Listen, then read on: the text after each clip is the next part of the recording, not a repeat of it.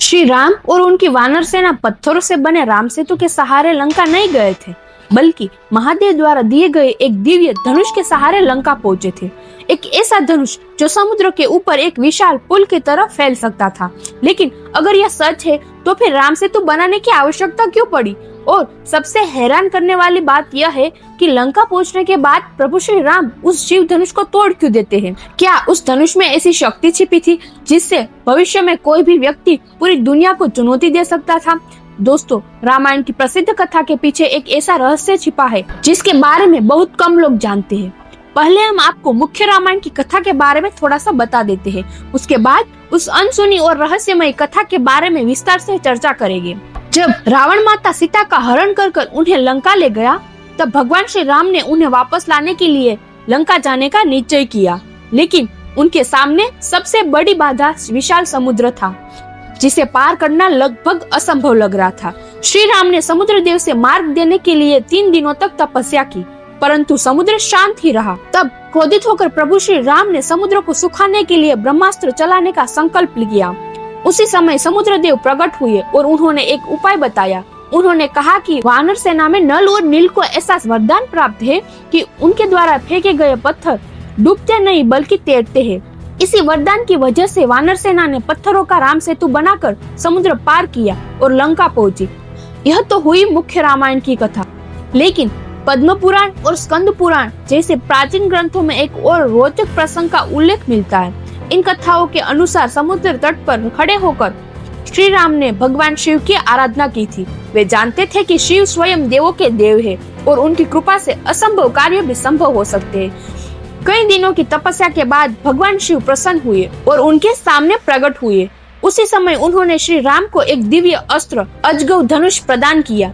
कहा जाता है कि यह कोई साधारण धनुष नहीं था, बल्कि भगवान शिव का अत्यंत शक्तिशाली और दिव्य अस्त्र था।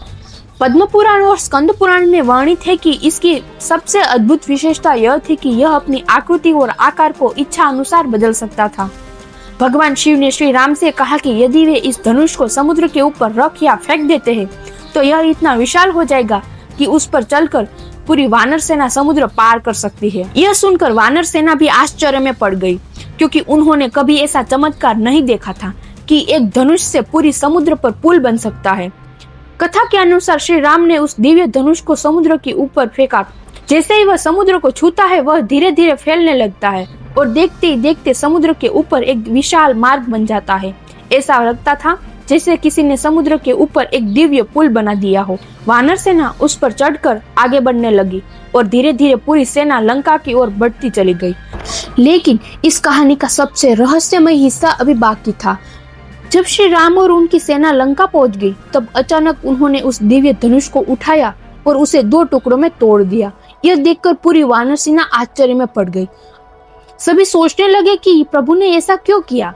आखिर यह धनुष तो इतना शक्तिशाली था कि भविष्य में भी उपयोगी हो सकता था।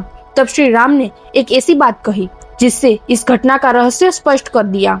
उन्होंने बताया कि यह धनुष भगवान शिव का अत्यंत शक्तिशाली अस्त्र है। यदि यह धनुष इस तरह सुरक्षित रह जाता, तो भविष्य में कोई भी दुष्ट या अहंकारी व्यक्ति इसे प्राप्त कर इसका दुरुपयोग कर सकता था। यह धनुष इतना शक्तिशाली था कि इससे असंभव कार्य भी संभव हो सकते थे। इसलिए धर्म की रक्षा के लिए और भविष्य में किसी अनर्थ को रोकने के लिए श्री राम ने उसे तोड़ना ही उचित समझा। पद्म पुराण में अजगव धनुष को शिव जी के शक्तिशाली अस्त्र के रूप में वर्णन किया गया है, जिसका उपयोग उन्होंने त्रिपुर संहार जैसे महान कार्यों में किया था। स्कंद पुराण भी शिव की महिमा और उनके दिव्य अस्त्रों का विस्तार से वर्णन करता है, जहाँ अजगव को उनके एक प्रमुख धनुष के रूप में उल्लेखित किया गया था।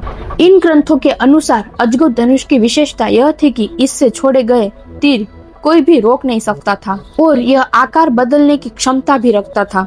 हालांकि विद्वानों और इतिहासकारों के अनुसार मुख्य रामायण ग्रंथों जैसे कि वाल्मीकि रामायण और रामचरितमानस में पत्थरों से बने राम सेतु का ही स्पष्ट वर्णन मिलता है, जिसे नल और नील ने वानर सेना की सहायता से बनाया था। इसलिए परंपरागत रूप से यही माना जाता है कि भगवान श्री राम की सेना उसी सेतु के माध्यम से लंका पहुंची थी। लेकिन पद्म पुराण और स्कंद पुराण जैसे भारतीय पुराणों में कई ऐसी कथाएं भी मिलती है जो भगवान की लीलाओं को अलग अलग रूप में प्रस्तुत करती है, और शायद यही भारतीय परंपरा की सबसे बड़ी खूबसूरती है। यहाँ एक ही कथा के कई रूप मिलते हैं और हर रूप में कोई ना कोई गहरा आध्यात्मिक संदेश छिपा है।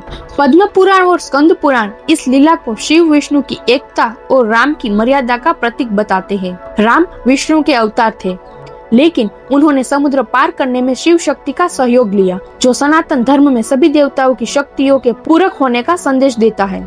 इस कथा से हमें एक गहरा संदेश भी मिलता है। भगवान श्री राम केवल एक महान योद्धा ही नहीं थे, बल्कि ये मर्यादा और धर्म के प्रतीक भी थे। वे जानते थे कि शक्ति का प्रयोग केवल धर्म की रक्षा के लिए होना चाहिए। यही कारण है कि उन्होंने उस दिव्य अस्त्र को नष्ट कर दिया, ताकि उनकी शक्ति का गलत उपयोग कभी न हो सके। रामेश्वर में स्थित रामनाथ स्वामी शिवलिंग को भी इसी लीला का साक्षी माना जाता है। कहा जाता है कि यहाँ श्री राम ने शिव जी की पूजा की और उनकी कृपा को स्मरण किया। आज भी लाखों श्रद्धालु यहाँ आकर इस दिव्य रहस्य को याद करते हैं। दोस्तों, सोचिए, राम ने समुद्र पार करने के लिए न केवल अपनी शक्ति और वानरों की मेहनत का सहारा लिया, बल्कि शिव जी की कृपा से एक अनोखा दिव्य मार्ग भी प्राप्त किया। अजगव धनुष की यह कथा रामायण को और भी रहस्यमय बना देती है। दोस्तों, अगर आपको ये अनकहे रहस्य पसंद आए हो तो वीडियो को एक लाइक जरूर करें, चैनल को सब्सक्राइब करें और कमेंट में अपनी राय हमें अवश्य बताएं।